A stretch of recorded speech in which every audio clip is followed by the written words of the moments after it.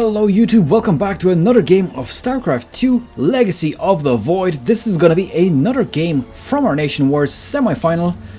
And this is going to be the second game of France versus Finland. Now, if you haven't seen the previous games, of course, please click the links in the descriptions, which will bring you to the first game where you can start off there. Our question of the series is, what is the most underappreciated Starcraft unit? Now, I didn't mention in the first game what I personally thought it was. I would probably say that Heart of the Swarm and Swarm Host is probably the most underappreciated. I think that the use of them was very limited. They made a very brief appearance in the actual multiplayer, and I think that they definitely should have been used a little bit more. In StarCraft 2 Legacy of the Void, I think that the Marauder is currently the most underappreciated because they're just simply not used enough. I think that they should still be a powerhouse, which as they used to be before. Now let's quickly introduce our players here. We do have Wallfacer spawning as the blue Zerg on the bottom right hand side of Ruins of Seras, and he decides to go for an early hatchery here as well before spawning pool. Now Wallfacer is representing both Team Menace.Fi, which is also from Finland, and that's the country he's representing in this series. His opponent is going to be a Terran player spawning as the red Terran player called MarineLord, and MarineLord is representing both Team Millennium and France. So let's see how this game plays out. And of course, as usual, we do have the Reaper starting off for MarineLord. He seems to be doing that in pretty much every single game, and he goes straight for the expansion right after that, which kind of suggests that this one Reaper is just going to be used for scouting, and there's not going to be any more aggression with the Reapers after that. So let's see what he manages to pull off with that. It's quite typical to actually start off with the Reaper. I mean, even if you only start off with one, it can pay off quite nicely, despite the fact that these units, or the Reapers in general, they're pretty damn terrible. I mean, they're useful for scouting, they're good for surviving, they're good as a lot of early cheese strength. I mean, if you pump out 5-6 Reapers, they can do significant damage, but alone they're just so weak. Looks like this one SCV actually getting picked off here, just not paying attention to it, MarineLord. And this one Reaper, is he going to get any kills? Doesn't look like he's being allowed to here. The low Zerglings, of course, being brought away just to keep them off. And there we go, 1 kill, 2 kills. And this, at this point, makes that Reaper almost worth it. All he has to do now is just do a bit of scouting, and he will definitely be worth it at that point. Now it looks like the Terran player MarineLord is kind of opting to go for a Destiny Cloudfist build here. As you can see, he does have the factory on the way as well. Does have a reactor onto the barracks. Oh, okay, I see. Definitely Destiny Cloudfist. If you see, there's a Widow Mine being created here, so this absolutely 100% means the starport is right there. And the reason for that is because it is quite common these days to start off with the barracks that are producing Marines, bring out a Widow Mine, and then straight away bring out the starport, so you can basically do a 1 Widow Mine 6 Marine drop into the main or the natural. It's very common. I've seen it done loads and loads of time, and as soon as I see the Widow Mine, it pretty much gives that away straight away. Now, on the other hand, it looks like we've got a tech lab being produced here on the factory, so I wonder if he is going to start making tanks out of that straight away and then potentially switch this over for Banshee. Probably not. I mean, this would delay the Banshee a little bit too much. So most likely going to be seeing siege tanks out of this. Maybe just not yet. Okay, so he's got 4 Marines at the moment. Medevac is on the way also. Looks like Roachborn is about halfway done for Wallfacer. What is this? This is actually a macro hatch. That's interesting. One thing that you definitely don't see enough in StarCraft 2 Legacy of the Void is macro hatches. The thing with macro hatches is they're not there to provide resources. They're simply there for production capability. And of course, they are kind of there also if, for example, this gets sniped off, you do have a backup one here, so these guys don't have to go too far. But the main purpose of course is to macro. So basically what that means is you don't have to inject as well to have a huge amount of production, and of course you are able to pump out a huge amount of units with that extra bit of larvae that come out of that. So it looks like we've got a Liberator coming out here. Now, is there the drop here yet? Oh, it's actually already in the main base. There we go, so almost missed it. Looks like the Widow Mine has been dropped, doing one hit onto the actual drone, and not the best use of it, I'd say. Oh, is he going to lift these off? I think he needs to lift these off rather than let them sit there and nuke onto this one queen. Are they going to get it killed? No, they're not. 24 health remaining, and this now gets picked off. So there's of course the Spore Crawler, which revealed the drop. Now honestly I can't agree with this drop. It didn't really do anything at all. Let's look at the lost units tab, and he's destroyed probably a few Zerglings, maybe one Overlord. No, that wasn't even probably done by them, and maybe one drone, as you can see right there. Definitely not worth the investment that he's made there. And here we go, more aggression coming out from the harassment here from MarineLord, bringing out the Liberator, which of course is quite bloody annoying for any race to deal with. I mean, they one-shot workers, and a little bit too late there. Gonna have to bring that away before the Queen comes into effect. Now the Queen, I believe, should be able to attack it from over here. Yep, starting to damage that away.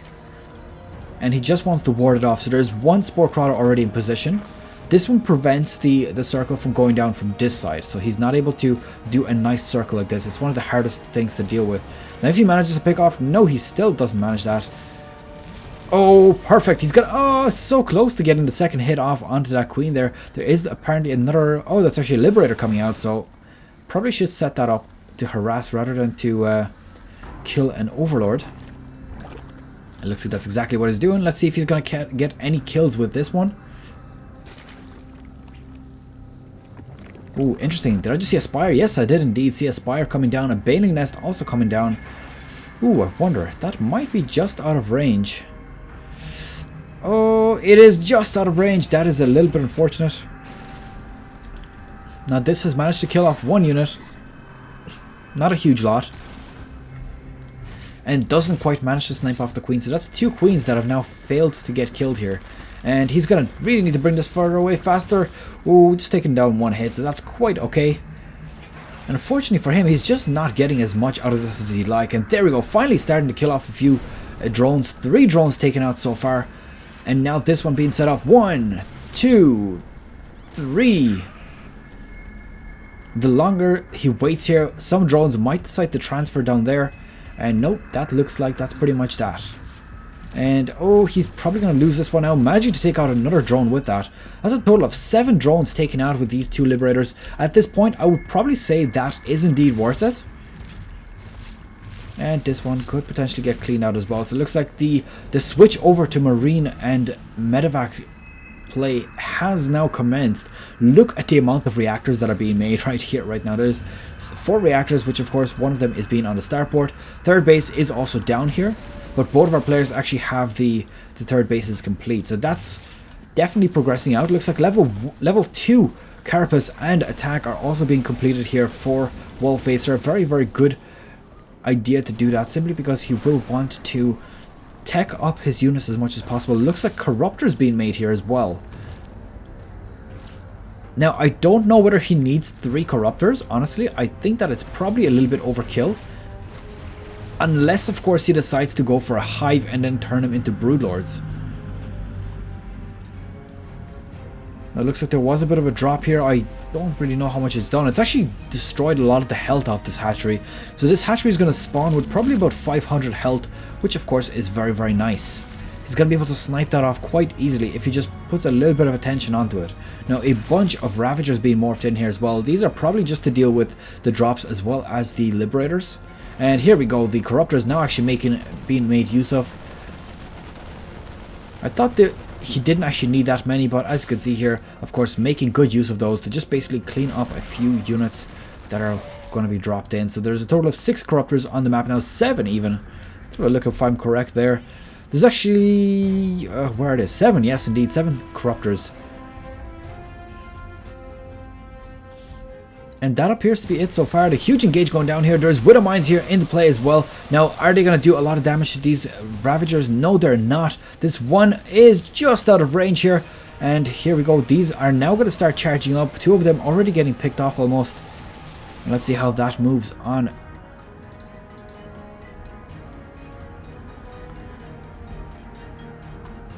Okay.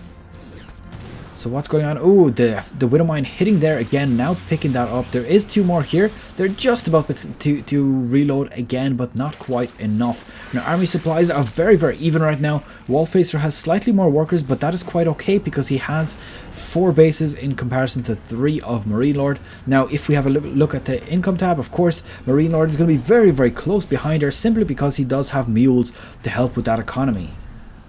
So that does even out things. Now it looks like the tunneling or the drilling claws, whatever they're called, is actually being researched there, which just makes the Widow Mines burrow a little bit faster. And what I really love about Widow Mines is that little light in front of them. That is so cool. Definitely doesn't make them very very stealthy, but a very cool addition for Blizzard to have a little light in the front of them.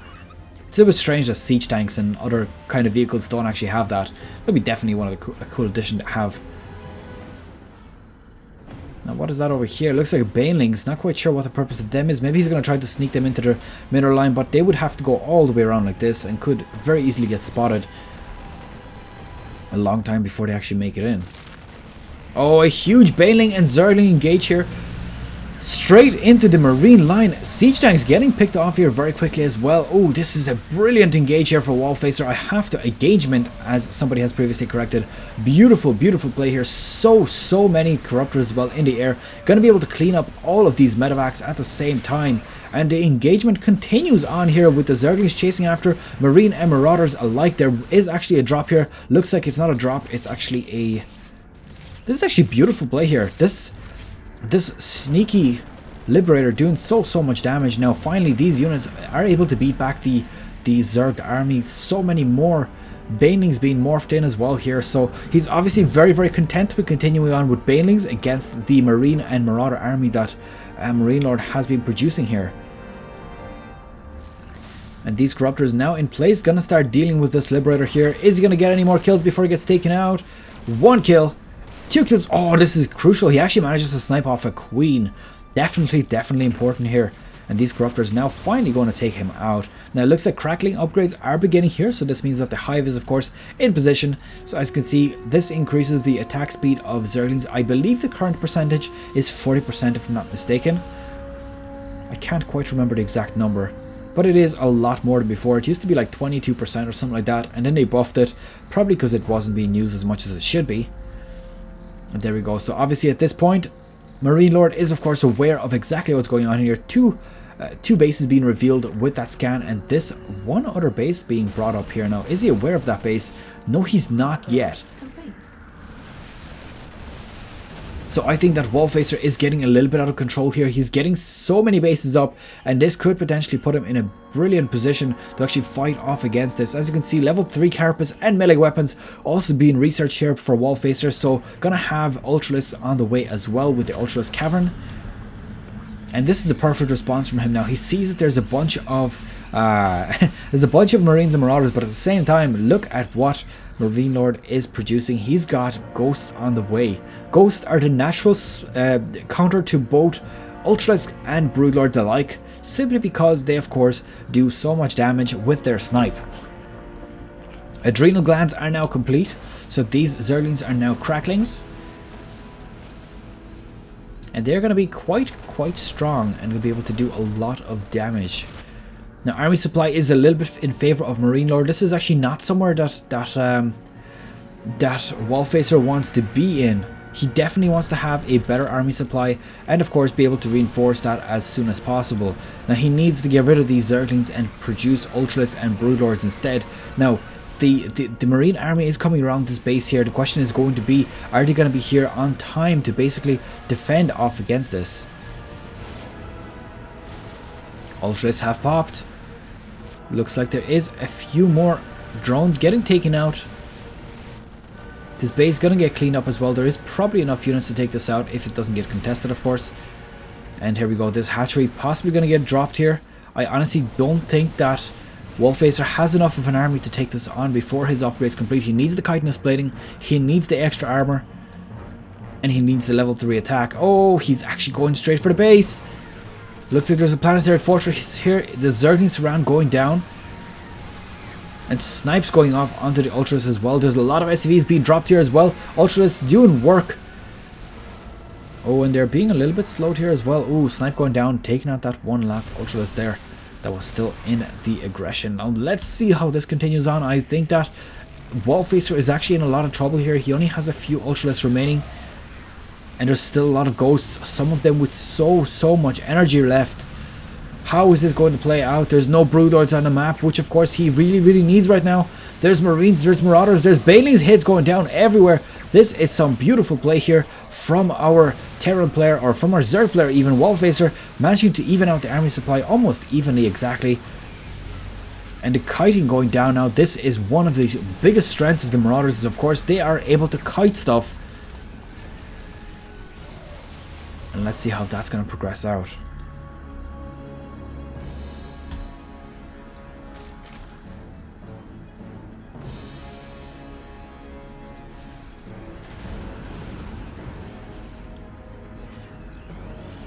But both players decide to back off just a little bit. 168 army supply. Now Wallfacer is sitting at about the sweet spot for economy wise. So he's got 62 workers to 52, which is exactly where he wants to be. A little bit ahead, but at the same time, if we look at the economy, it does appear that MarineLord is almost mined out fully. He's only got one full mining base, which of course is actually a good position for Wallfacer to be in. What he wants to do right now is he needs to basically just destroy the army once. If he can destroy this army from MarineLord, at that point MarineLord is just not going to have enough supply to actually, not supply, income to continue with the aggression. Now a drop going down here, managing to clean up a lot of these SCV, or these probes as well. 11 have already been killed, now starting to focus down the hatchery. He needs to kill these Zerglings before they actually lose their lives. And dropping them down here as well. Another hatchery getting denied. This is actually really good play here from MarineLord. He recognizes that it's a bit difficult to fight directly up against that Zerg army. He knows that Wallfacer has better economy and he's able to reinforce a little bit better. So what he does instead is he just denies the economy. He evens that out, and look at all of these ghosts. Wow, there is so many of them. There's currently about 12 of them. That's actually, 1 second now. It's actually 12, yeah, exactly 12. So with that, he'll actually be able to snipe off so many Ultralisks, and of course the fact that they do a lot of damage. And again, the Marines coming into this base, gonna do more and more damage. And let's see how this plays out here. Is he going to be able to snipe off this hatchery? He might indeed be able to. I think he will. He's going to have it sniped, and there we go. The hatchery gets destroyed. That is definitely a worthy sacrifice for MarineLord. Continuing on with a bit of Marauder aggression here. These of course will be very useful for kiting. I think that what our Zerg player needs to do right now is he needs to get Infestors and Broodlords. This is the only way that he'll be able to fight off against so many ghosts.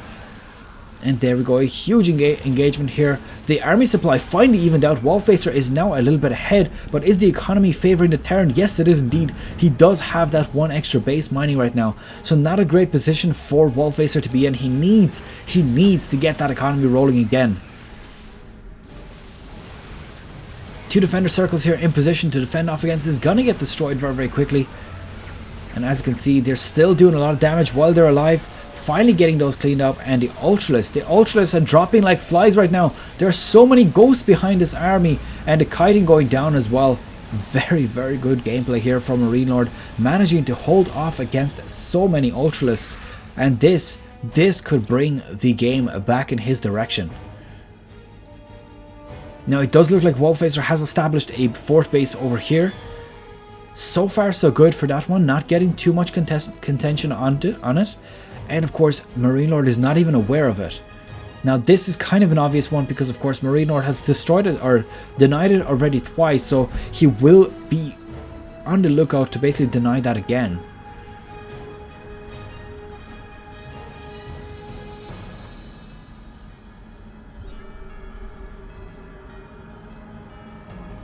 And let's see, pathogen glands are on the way. It's a little bit late for pathogen glands. I think he needed to have this quite a while back and have a bunch of infestors just so they can basically fungal growth this stupid army that just keeps causing trouble. I mean, those ghosts, look at the amount of them.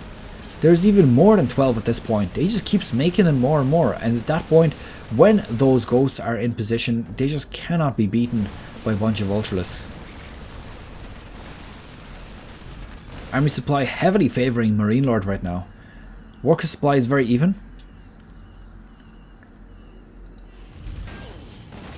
Oh, 2 more Commentators coming down. I wonder, does he just want to expand out of those, or if he's just going to turn them into planetary fortresses? I think they're going to be expansion ones, because this is actually almost mined out at this point. Defender circle's going down. And GG has been called. So Wallfacer calls GG. He recognizes that there is absolutely nothing he can do here against this huge income that's this huge engage that's on the way here. So that's pretty much it. I hope you've enjoyed this video. This brings our score to 1 each to France and Finland. And that is it for game number 2 between France and Finland. This is of course the semi-final of our Nation Wars number 3, which concluded in January. Now our question of the series of course is, what is the most underappreciated StarCraft unit of all time? Really, it can be any StarCraft game. So leave your comments of course in the section below, leave the video a thumbs up, and of course subscribe if you want to see more of my videos. I'll see you guys in game number 3 in just a few moments that I'll be casting. For you might be a little bit later, I do apologize about that. And that's it, see you guys in the next one. Good luck, take care, bye bye.